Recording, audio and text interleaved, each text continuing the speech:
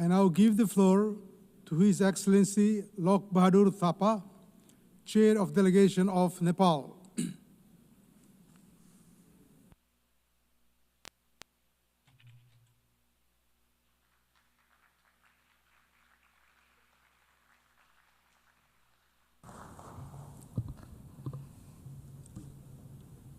Mr. President, Excellencies, distinguished delegates, it is my honor to address this august assembly. At the outset, allow me to extend my warm greetings from Nepal, the land of Sagarmatha, that is Mount Everest, the highest mountains in the world, and the birthplace of Lord Buddha, the apostle of peace and compassion. I congratulate Her Excellency Annalena Baerbock on her elections as the President of the 80th sessions of the General Assembly. I assure her of Nepal's full support. I also extend our appreciation to Secretary General Antonio Guterres for his steadfast leadership in these challenging times. Mr. President, first let me share about the recent political developments in Nepal. Earlier this month, Nepali youth, particularly Gen Z, took to the street with a clear and compelling voice for change. Their call was not for narrow interest, but for a nation built on the pillars of good governance, transparent, accountable, and responsive to the people. They demanded efficient public service, end to corruption, an equitable society, justice for all, and dignified job opportunities for the youth. It was a resounding reminder that the aspirations of the generations are nothing less than a fair, just, and prosperous Nepal. In the Gen Z movement, we saw unfortunate violence that claimed lives and left deep scars in our society. Many government buildings were reduced to ashes. An interim government has been formed to steer Nepal's political directions at this critical moment. For the first time in its history, Nepal is led by a woman as Prime Minister, herself a former Chief Justice. General elections have been slated for the 5th of March 2026. This will mark another step in strengthening our democracy through fresh mandates of the sovereign people. Building our institutions, restoring trust, and healing our society will take time, resources, and solidarity. Excellencies, truly Nepal stands at a historical crossroads. And we know that the only viable road ahead of us is that of the road to peace, democracy, and inclusive development. We are determined to continue our democratic journey, and we appreciate goodwill and continued support from the international community as we move forward in these directions. Mr. President, the world itself stands at a crossroads. Peace is in peril. Militarization is mounting. Development is drifting. And the climate crisis is culminating. We have seen commitments unmet and promises unkept. In this context, the theme of the sessions, Better Together, 80 years and more for peace, development, and human rights, couldn't be more relevant. Mr. President, for 80 years, the United Nations has served as a common foundation for multilateralism, a foundation upon which all nations, big and small, developed and developing, stand equal and forge common solutions. For 80 years, our organization has remained a beacon of hope. Hope for peace, hope for shared prosperity, hope for equity, justice, freedom, and human rights, and hope for the rule-based international order. And today, as crises converge from climate catastrophe to widening inequality, from digital disruption to violent conflicts, That beacon must shine brighter than ever. It is time to renew our collective resolve to fortify the founding values of the United Nations. Mr. President, Nepal attaches profound enduring value to the United Nations. The UN Charter is bedrock of our foreign policy. It is a compass that guides our actions on the global stage. This reflects Nepal's enduring belief in multilateralism, international cooperation, and global solidarity, the principles that define who we are as a nation. And this year marks 70 years since Nepal joined the United Nations. For 7 decades, Nepal has consistently stood by the United Nations, contributing to global peace and stability, advocating for the rule-based international order, promoting equitable and sustainable economic development, particularly for the upliftment of the least developed countries and the landlocked developing countries, and upholding human dignity and justice. Today, Nepal proudly stands as the largest contributing country.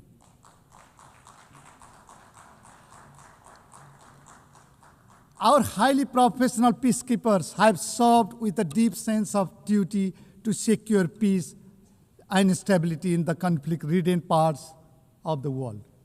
Nepal remains a steadfast advocate for complete and general disarmament. The lasting peace and safer world depends on the reductions of all weapons, conventional and emerging alike. Nepal strongly condemns terrorism in all its forms and manifestations, which stands for peace, security, and the protections of innocent lives everywhere. As the chair of the Global Coordination Bureau of the least developed countries, Nepal is leading the group to ensure equitable, inclusive, and sustainable development guided by the spirit of no one is left behind. As co-facilitator of the 4th International Conference on Financing for Development, held in Sevilla, Spain, Nepal contributed to advancing key priorities, catalyzing investment for sustainable development, addressing the debt crisis, reforming the international financial architecture, and revitalizing multilateral cooperations. Nepal is deeply honored to serve as the President of the Economic and Social Council this session.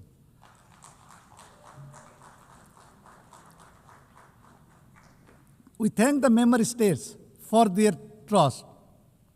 As the President of the ECOSOC, I am deeply committed under the motto of delivering better, to bring coherence, to bring credibility, and to bring measurable impact to the Council's work.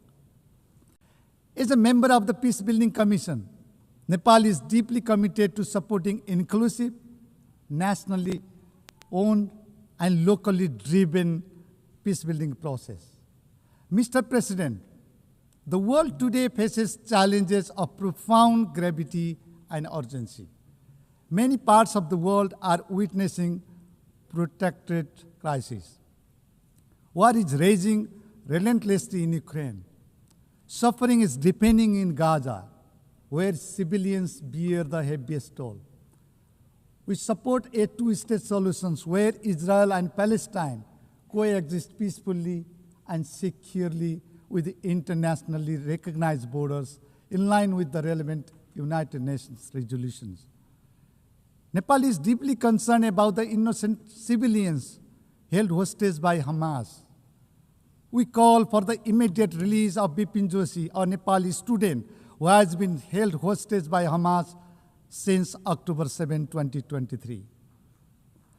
Excellencies, crises in Sudan, Sahel, and beyond have left millions displaced, hungry, and vulnerable. The architectures of the global peace has been under severe pressure, unseen since the Second World War. Institutions designed to prevent conflict, and uphold human dignity are tested as never before. It is frustrating that the defense budget is skyrocketing while development cooperation is shrinking.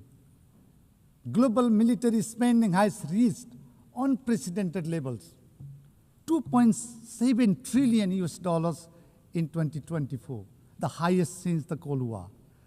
We have witnessed gross violations of human rights in various parts of the world. Children and most vulnerable are caught in the crossfire. Climate-driven disasters are compounding human suffering, deepening vulnerabilities, displacing communities, and straining already fragile systems. The very institutions we build to confront these global challenges are under immense strain. Confidence in multilateral frameworks is weakening. This is a clear and urgent call to reassess, strengthen, and revitalize our multilateral institutions and to fortify global solidarity and actions. Mr. President, let me highlight a few areas that deserve urgent global attention. First, peace and security. Beyond words, peace demands actions. It demands courage, and it demands the commitment. In these turbulent times, dialogue must triumph over hostility, diplomacy over conflict, and cooperation over divisions.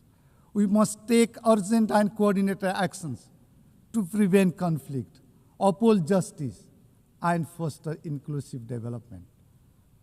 It is incumbent upon us to address the root causes of the conflicts, including poverty, inequality, and marginalizations. Second, we must strengthen multilateralism and rebuild trust.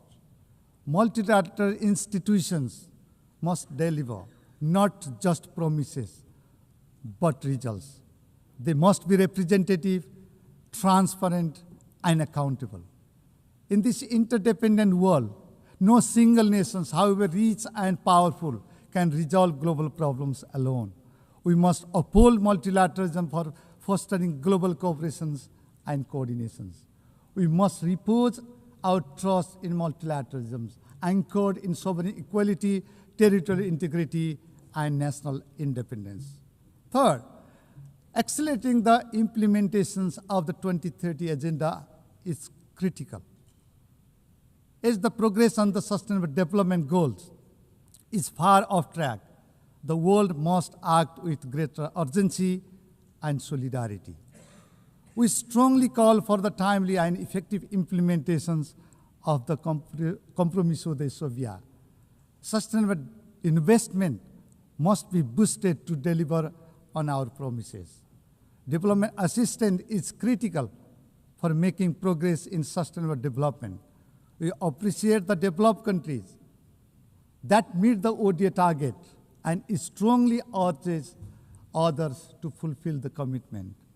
We must make development finance adequate, easily accessible, predictable, and aligned with national priorities.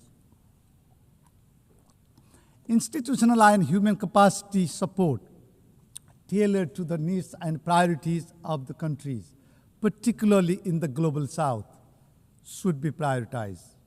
We must reform trade systems to be fair, to be inclusive, and to be responsive to the developing countries. It is incumbent upon us to address the debt burdens facing by many developing countries. Debt relief, including debt restructuring and debt swap, should be scaled up to ease debt distress.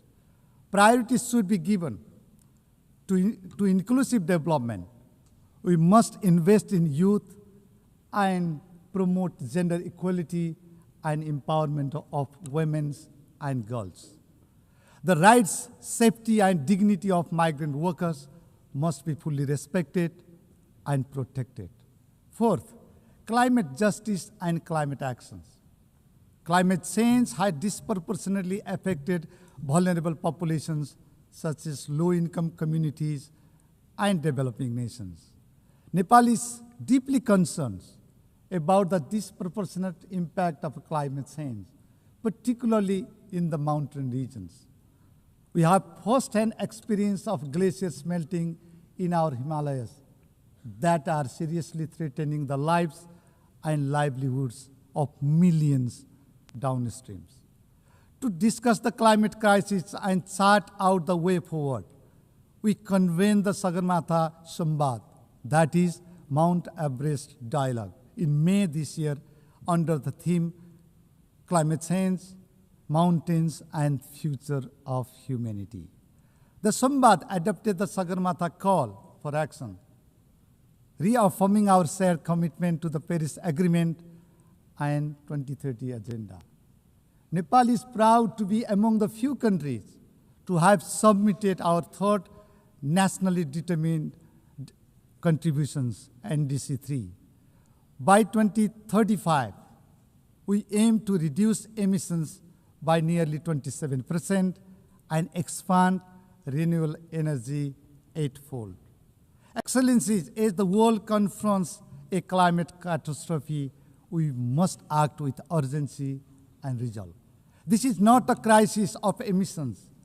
It is a crisis of equity, of survival, and of justice. Nepal calls for urgent, fair, and ambitious actions to protect vulnerable communities.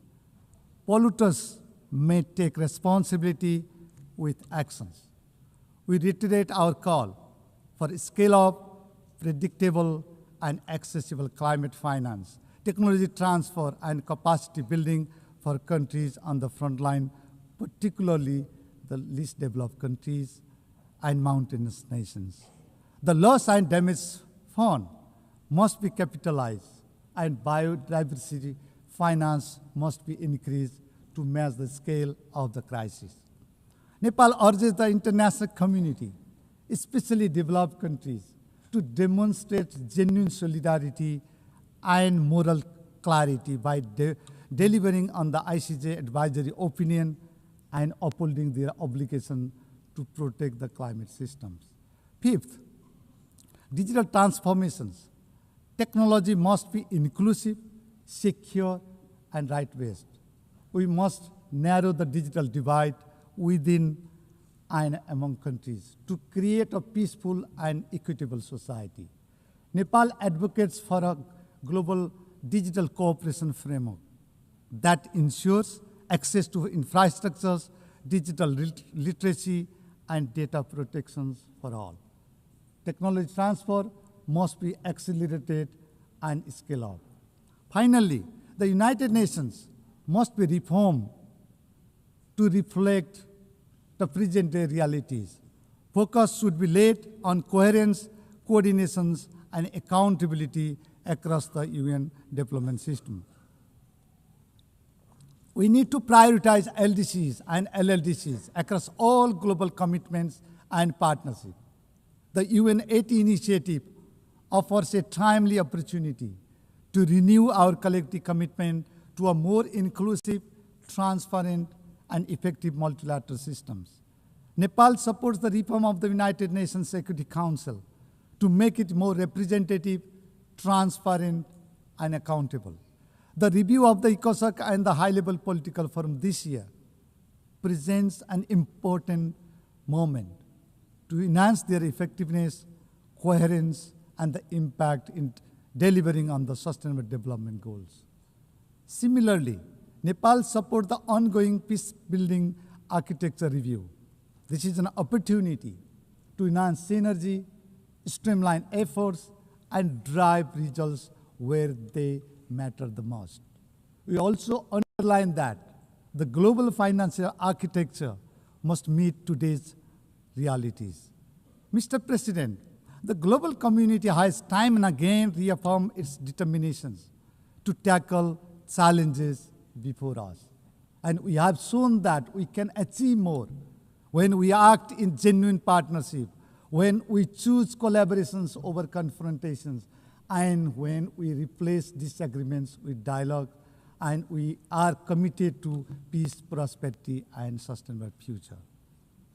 Mr. President, Excellencies, distinguished delegates, ladies and gentlemen, for 8 decades, the United Nations has stood as a beacon of hope for peace, for justice, for human rights, and for development. Today, that legacy calls upon us more urgently than ever. The world watches us at a moment of great trial. Let us stand together, united and determined, to ensure enduring peace and prosperity in the world. When the United Nations succeeds, humanity as a whole succeeds.